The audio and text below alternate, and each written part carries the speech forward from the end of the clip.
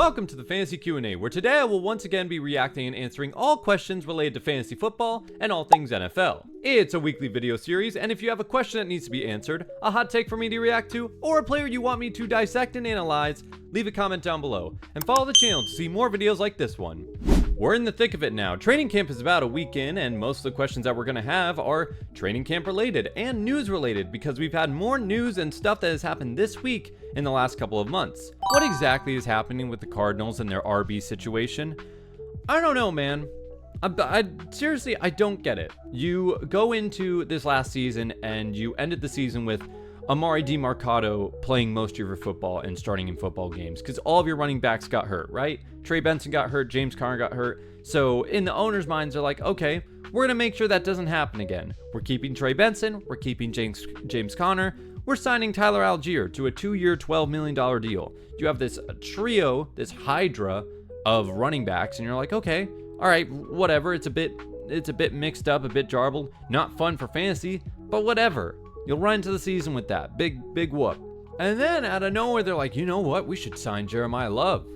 We should sign Jeremiyah Love. Look at how good he is. Look at how great of a running back he is. We got to sign that guy. And you take him with the 3rd overall pick. You're paying him over $50 million a year. He's one of the highest paid running backs in the NFL. Hasn't played a down for you yet. And you're coming into this practice and you're like, oh, Jeremiyah Love's not the starter yet. It's like, are you sure, buddy? Are you sure about that? Who's your starter?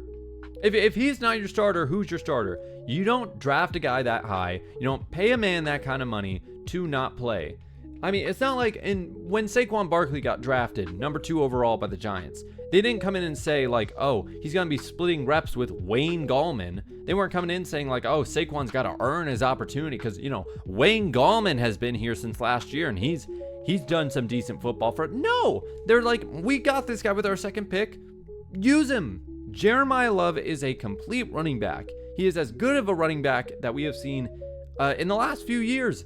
Use what you have. But I'm telling you, man, this team looks like, I'm sorry, and I don't say this lightly, this team looks like they're gonna suck. The amount of dropped passes that we're seeing in practice, Marvin Harrison is dropping every freaking thrown pass to him. Mike LaFleur, just the assistant to Sean McVay as an offensive coordinator, so he didn't even really run the offense when he was there because it was all Sean McVay, and his offensive coordinator to help him out is Nathaniel Hackett. We're dealing with the Hackett again. It's going to be Love. Don't worry about the others. But if they do, if James Conner gets involved, if Tyler Algier gets involved, this team is going to be the worst team in football. The first question here is, will the Diggs and Debo signings impact their teams in any way?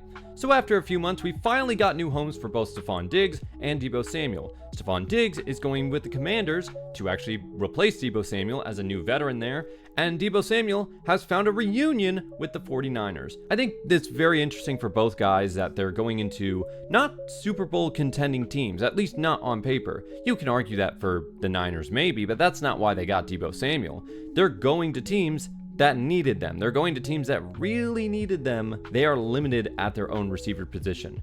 I'll go over each of them individually. First, with Samuel linking back up with the 49ers, this makes a lot of sense for both parties because the 49ers, yeah, training camp just started, but they're still the Niners. They're getting hurt everywhere, all the time, every single position, especially the wide receiver position, especially Ricky Pearsall, who is going to be out for at least this full season, maybe even extending into next season, and that doesn't even excuse the fact that Mike Evans is also day-to-day. He's got his own injuries piling up. George Kittle is still recovering from his injury. You can blame the Niners' injury situations on a lot of things. You can blame it on the electrical substation. You can blame it on their not-so-great medical staff. You could call out God himself.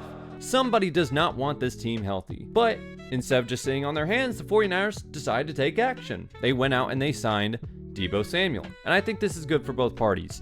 For Debo, it's good for him to link up with a team that he already knows. He knows the offense inside and out. He can slot in right away, first practices, day 1, and he'll be needed and used, especially if the injuries continue to stack up for the 49ers. And he'll probably be very similar to where he was a couple of years ago, where he's not going to be great. He's not going to be a super consistent player, but he's going to have big games. He'll have his ups, He'll have his downs. Fantasy-wise, I would expect that Deebo Samuel would have enough good games to where he'd find himself into the top 30, but probably at the very end of that. Now, if you look at the other side of the spectrum, if you look at Stephon Diggs going to the Commanders, good move by you guys, good move by the Commanders, because they could have gotten Brandon Ayuk. They could have gotten that other guy. That would have been a lot worse for them. Outside of Scary McLaurin, aka Scary Terry, there just weren't a lot of options for Jaden Daniels to throw the ball to. You have De'Ami Brown, who's a good piece, but he's not someone I would try to build that receiver room around with Scary Terry. Same with Antonio Williams. You don't want to put that pressure on a third-round rookie yet until he's like really proven that he can be a big part of the offense. Chig Okonkwo, he's coming in, and I like Chig Okonkwo, but we don't know. He could be a good safety blanket for Jaden Daniels, but just to be safe, bring in a veteran, bring in a Stephon Diggs, which is something that the Commanders are very used to, bringing in older veteran players to try to bulk up certain weaknesses of the roster. The personality issues that sort of plagued his earlier career didn't seem to be as much of a problem on the Patriots. He seemed more, dare I say, mature than he was in previous seasons, so if that's all good and dandy, then, good and dandy. But I think there will probably be enough opportunity for him on the Commanders to do well. He's kind of in a similar situation to Deebo Samuel. I could totally see him in a situation, as long as Jaden Daniels stays healthy,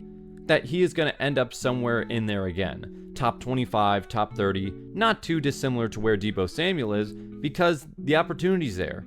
Because there are not as many mouths to feed. And remember how Deebo Samuel did on this team last year. He was kind of in the top 20 by the end of the season as well. He had a lot of good games on the Commanders, simply because they just didn't have a lot of options. So I could see both these guys being fantasy relevant to some extent. They're not what they once were, but it doesn't mean they're going to be completely forgotten about either. All right, let's keep this moving along. Is Cyrus Allen the second coming of Jerry Rice? Okay, I have to address this. For anybody that hasn't heard of the name Cyrus Allen, A, I don't blame you, and B, I didn't have a B, I just wanted to do the A and B thing. Every year during training camp, there is usually one or two players that the fantasy football community just latches onto, and usually it's very deep. This is more dynasty than it is redraft, and this year, it seems like it's Cyrus Allen, who is a receiver that was drafted out of the 5th round, a rookie going into this year for the Kansas City Chiefs. And what's been coming out of training camp right now is that he's been working with the first teams, and he has been the most targeted person of Patrick Mahomes throughout this training camp, at least up until the point where he's been out of training camp with a shin bruise injury. But up to that point, he was impressing a lot of people. He was coming out of nowhere, and it's been this conversation of, oh my gosh, could he be like a big time, could he be a starting receiver this year? Could he be the next Puka Nacua? Speaking to the fact that he is a 5th round rookie going into this year, just like Puka Nacua, and just coming completely out of nowhere. Now, let's first address this by saying he has been blessed with a magnificent opportunity, because all the guys in front of him have gotten hurt. Xavier Worthy is hurt for training camp. Rashee Rice, who has just gotten back into training camp, he had to sort of ease back into it after his own injury and jail time. So it put Cyrus Allen in a position where he kind of was on first team because there was almost nobody else. But if he comes back from his injury, and with Rashee Rice there and Xavier Worthy, and he's still getting first team reps and he's still getting targeted, then we can start seeing a little bit more of a conversation. Then we can see if he goes into preseason games and he's there with the starting lineup there, or he's making big plays and big catches. It'll be interesting to see what he can do. He's a slot receiver. He has, from what I've seen, he's very good route running skills. But for right now, he is just a deep dynasty get. He is not someone, if you're faced with the decision of drafting, say, him or Deebo Samuel, and you just decide to shock everyone by drafting Cyrus Allen in the 11th round, don't do that. Don't get lost in the hype of this. We'll have to see where this actually is a couple weeks from now, because this kind of stuff can die just as quickly as it comes up. Got another question here. Biggest for me is training camp reports on ambiguous backfields. Steelers, Pats, Bucks, Seahawks, Jags, Panthers, to name a few. Yeah, that's pretty much how training camp is supposed to be. That's how preseason is supposed to be. And you brought up a number of teams here, and I can go through each one of them to sort of give a rundown of what I think is probably going to happen going into the season with who they have. The first person you put down here is the Steelers. They've got Rico Dowdle and Jaylen Warren. Jaylen Warren, I give sort of a slight edge over Rico Dowdle, not just because of the amount of time that he's actually been there and the fact that he's still under an extension, but as a pass catcher, he's definitely got that role locked down. Him and Kenneth Gainwell last year were the ones catching a lot of passes from Aaron Rodgers. Basically, they were as close to wide receiver one as that team pretty much had because they were just getting targeted constantly. I expect Jaylen Warren to take over that position fully, as he's going to become the pass catching back, as well as he'll be used on some runs here and there. But I could totally see a world where Rico Dowdle is their main 1-2 first down, second down running back, because he's bigger, he's a little tougher, he can get some of those bigger runs. And maybe they try to see if they can catch fire like he did last season, where if they can get that guy that got 2 straight 200-yard rushing games and try to build this whole team around a great run game to move the offense forward rather than aging Aaron Rodgers and some of these less than stellar receiving options. I think the Pats backfield is going to be pretty similar to how it was last year. Ramondre Stevenson is probably still going to play just as much of a role as he did in the previous year. I don't want him to. I don't think that's something they should be doing. I think they should be putting more involvement into TreVeyon Henderson. This is his second year. You should be trusting him more, giving him more options, especially since last season he showed he was one of the biggest home run hitting running backs in the league. You should absolutely be putting all your chips on that table. But they don't really want to do that. At least from what I see, they're not willing to do that yet. They still have Ramondre Stevenson under a multi-year contract. I still think they want to go forward with him and keep it more of a 50-50 split. But maybe TreVeyon should be more of a 60-40, 70-30. And TreVeyon should get more of those initial carries. Henderson has earned his dues. I promise you, if you put the run game on his shoulders, good things will probably happen.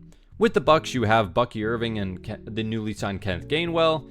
And my gosh, Bucky Irving has taken such a big fall, hasn't he? It's such a big fall from where he was before. And I think people are just really concerned about him both mentally and physically with all the injuries. And Kenneth Gainwell coming in, he's not coming in on cheap money. It's a 2-year, $14 million deal. I think they saw what he did on Pittsburgh and that he played honestly really, really well when he was given the opportunity. I think that's what Kenneth Gainwell has been his whole career.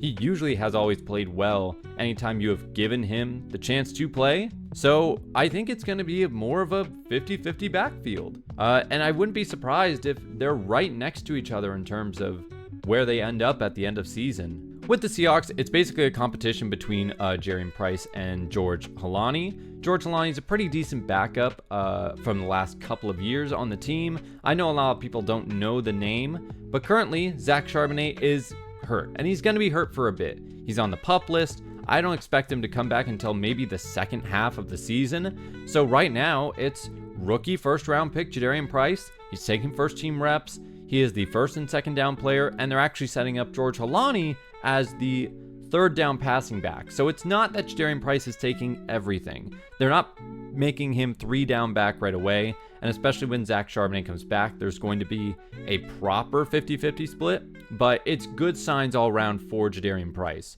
who I think is going to end up being a top 20 running back by the end of the season. But probably near the tail end of that. Jags is another one where I think Tootin's looking good. Tootin is looking pretty good for all the Tootin Hootins out there. I don't really know if they have a name for Bashaw Tootin fans, but he's been doing pretty good in training camp. And the Panthers, I talked about Jonathan Brooks and Chuba Hubbard last week on my last fantasy Q&A, but to keep it brief, I think Jonathan Brooks, as long as he plays well when he gets his opportunities, he will continue to get more opportunities because I think they want to give him that chance, and I think Chuba Hubbard will leave that opening because we saw it happen with Rico Dowdle last year. I guess today I want to kind of end it with some of the contracts that have been signed. There have been 3 big contracts that have been signed this week that have been dealing with pretty big players. First two, the 2 biggest running backs in the league, Bijan Robinson and Jahmyr Gibbs, have both signed extensions. 3-year, $75 million for both guys, I think because Bijan got signed first. Jahmyr Gibbs got signed to his deal with a little bit of extra incentive money so he could just say like, oh, I'm now the highest paid running back. I hold the title of highest paid running back in the National Football League. It's perfect. It's something they should have done here, and they got it done, and now that it's done, they can move on. Zay Flowers is also another one that got extended, a 4-year, $140 million a year deal. So Zay Flowers is getting $35 million a year, a bit absurd. But it's also just what the market is now. Alec Pierce got signed nearly $30 million doing, Alec Pierce things. This is just what it is. If you're a good NFL wide receiver, you're gonna get paid $30 million a year. That's just where the market is now. And Zay Flowers is a good wide receiver. There's going to be debate on how great of a wide receiver he is comparatively to a lot of other receivers in the NFL, but he's been their number one receiver for the last few years. The team likes him, they signed him, and in a few years, this contract won't look as bad as some of the other ones we're going to get later on. Alright, thank you so much for watching, and if you want to support a simpleton like me, leave a like, leave a comment, subscribe. God bless, and I will see you all next time.